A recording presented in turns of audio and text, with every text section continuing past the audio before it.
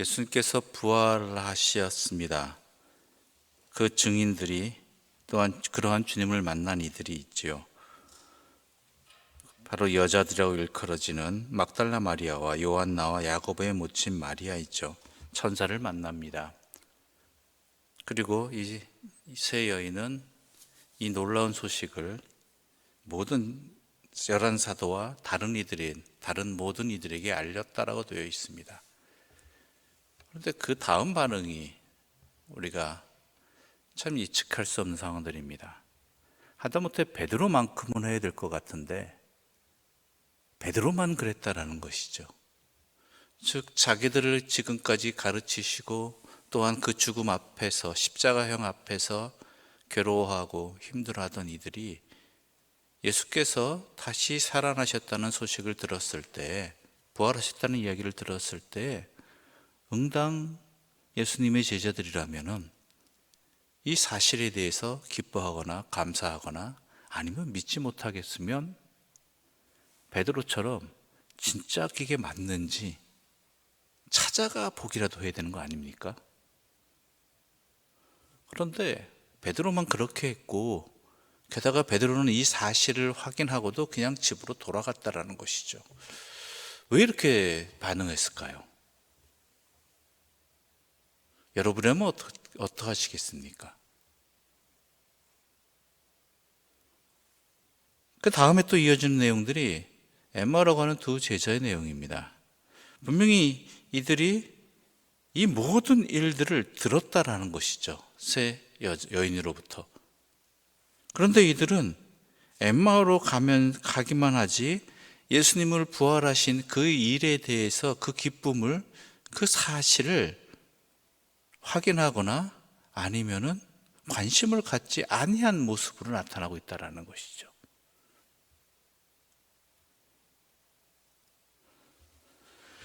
그런 답답한 상황들이 벌어지고 있습니다. 왜 이런 일이 벌어졌을까라는 게 오늘 우리들에게 던져지는 질문입니다. 왜 이랬을까? 예수님이 부활에 대해서 이야기 안 하신 것 아닙니다. 증인이 없는 것도 아닙니다. 이들의 여건이 허락되지 않아서도 아닙니다.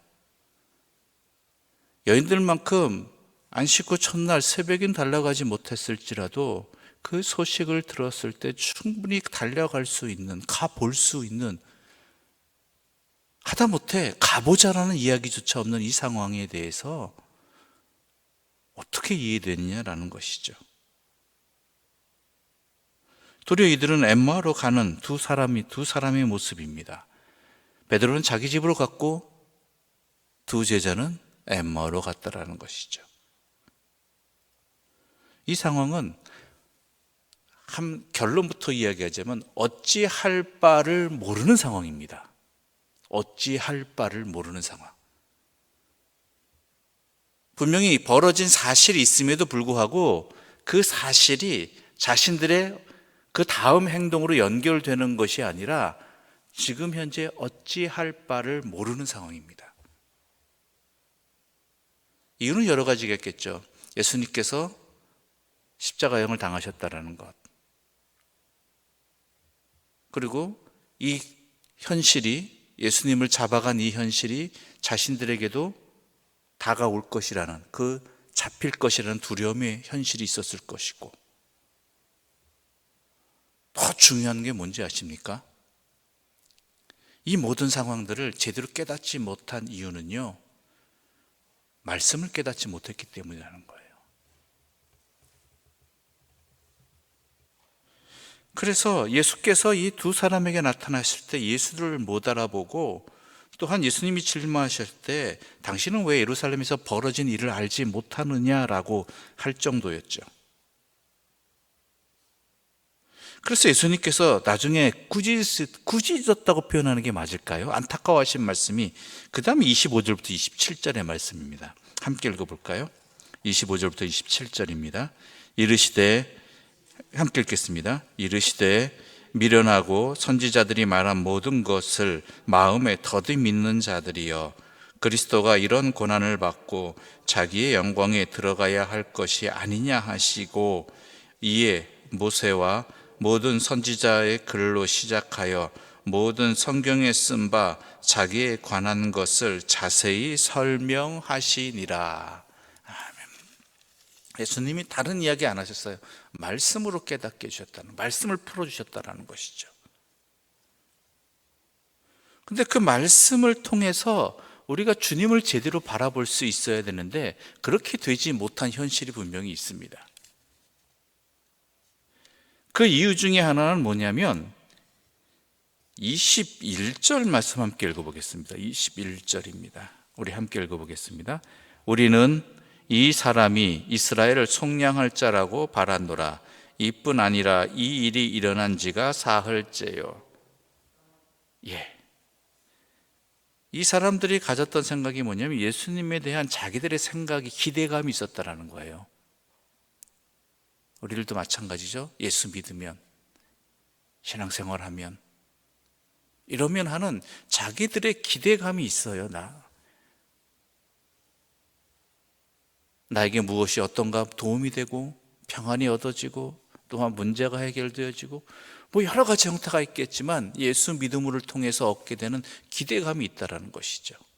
근데 그 기대감이 바라는 바가 생각이 주님의 예수님의 생각과 뜻과 맞느냐가 문제죠. 그렇죠?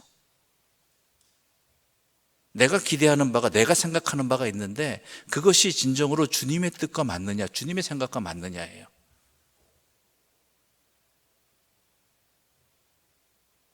동상이몽이라고 그러잖아요. 똑같은 현실을 앞에 두고도 서로 다른 꿈을 꾸고 있는, 그럼 서로 이해가 안 되는 거예요. 똑같은 말을 하는데 서로가 다른 말을 해요. 이런 상황들이 벌어지는 것이죠. 즉 정확히 얘기해서 하나님의 말씀을 통해서 우리는 우리의 생각을 깨고 하나님의 뜻을 알아가는 자리가 되어야 된다는 것이죠. 그것을 일컬어서 눈이 밝아졌다라고 이야기하는 것입니다. 눈이 밝아졌다. 그 일이 어떤 일로? 말씀을 통해서 또한 주님과 함께함을 통해서 일어나는 일들이지요. 그 다음에 중요한 것이 32절과 33절입니다. 함께 읽어보겠습니다. 32절과 33절입니다. 함께 읽겠습니다. 그들이 서로 말하되 길에서 우리에게 말씀하시고 우리에게 성경을 풀어주실 때에 우리 속에서 마음이 뜨겁지 아니하냐 하시고 곧 그때로 일어나 예루살렘에 돌아가 보니 11 제자 및 그들과 함께한 자들이 모여 있어. 자, 이들이 어디로 가고 있었죠? 이 두 사람이 예루살렘을 떠나서 엠마오로 가고 있었어요. 엠마오로 가는 길은요, 이들도 앞으로 뭘 해야 될지, 어떻게 해야 될지 모르는 그런 캄캄한 상황입니다. 그런 상황 속에서 주님이 찾아오셔서 말씀을 깨닫게 해주시고 또한 그 말씀을 통해서 주님을 보게 되고 깨닫게 된 다음에, 즉 이들의 표현은 우리에게 말씀하시고 성경을 풀어주실 때 우리 속에서 마음이 뜨겁지 아니하더냐라는 이러한 일들을 통해서 무엇이 일어났냐면은 그 다음에 무엇을 해야 될지를 알게 돼요. 무엇을 해야 될지. 어찌할 바를 모르고 엠마오로 향하게 가던 제자들이, 예루살렘을 떠났던 제자들이 어떻게 해요? 다시 예루살렘으로 돌아가잖아요. 그건 뭐예요? 자기들이 무엇을 해야 될지를 알게 되었다는 것이죠. 성경은 이와 같습니다. 그냥 오래된 그냥 말씀이 아니라요, 우리가 갈 바를 모를 때 어찌 보면 답답하지만 지금 나와 상황에 맞지 않는 것 같지만 주님의 말씀을 가까이 하고 주님의 말씀을 깨달음을 통해서 내가 무엇을 해야 될지를 깨닫게 되는 은혜가 내려진다는 것이죠.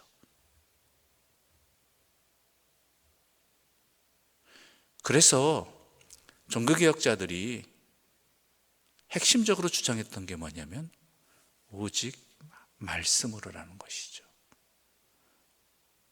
중세 가톨릭의 타락으로 인해서 이 상황들을 어떻게 극복해야 될지, 또한 무엇을 어떻게 나아가야 될지 모를 때 분명히 아닌 건 알겠는데 이것을 어떻게 풀어나가야 될지 모를 때 그들이 힘을 얻은 것, 길을 얻은 것은 말씀을 깊이 연구함을 통해서, 말씀을 함께함을 통해서 거기서부터 나아갈 바를 깨닫게 되고 알게 되는 일들이었다는 것이죠.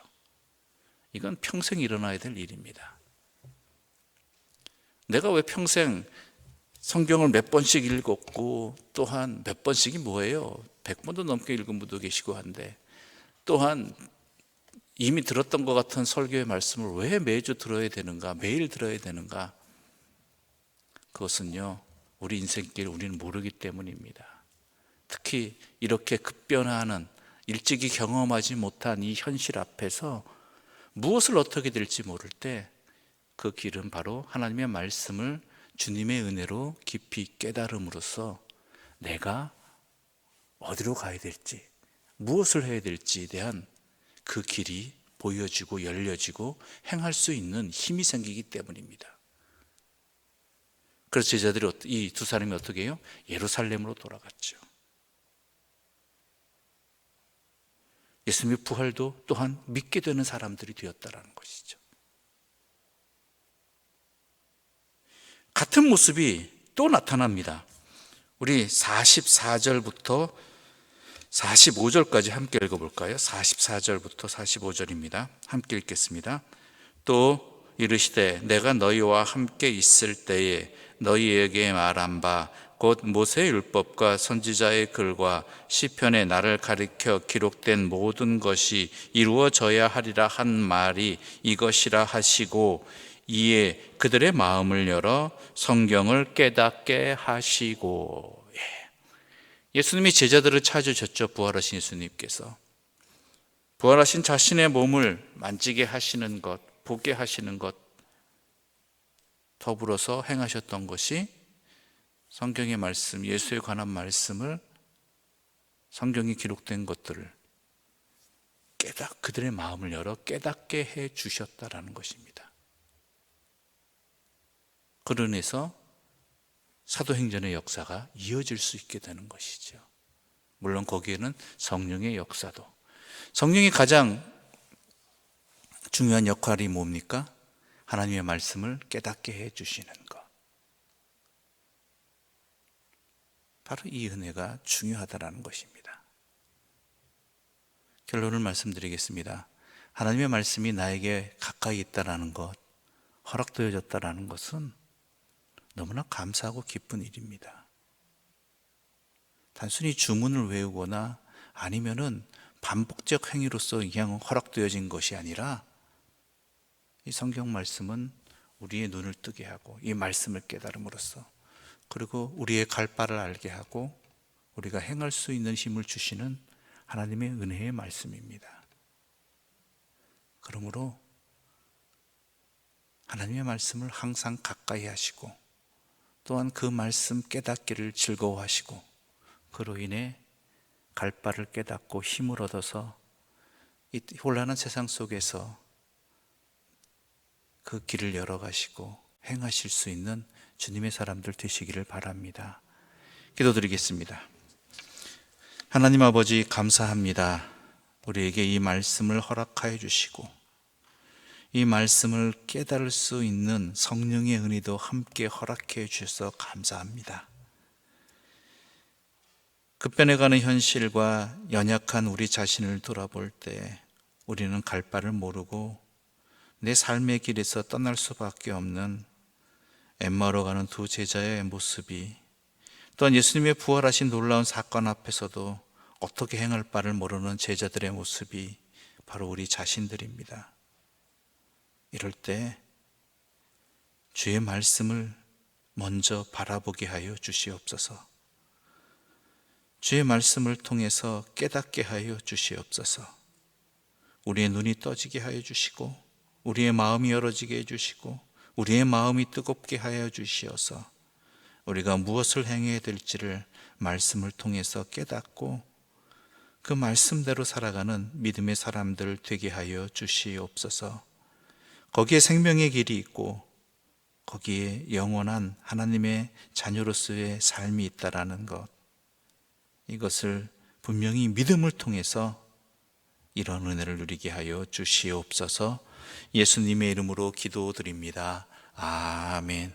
하늘에 계신 우리 아버지, 아버지의 이름을 거룩하게 하시며 아버지의 나라가 오게 하시며 아버지의 뜻이 하늘에서와 같이 땅에서도 이루어지게 하소서.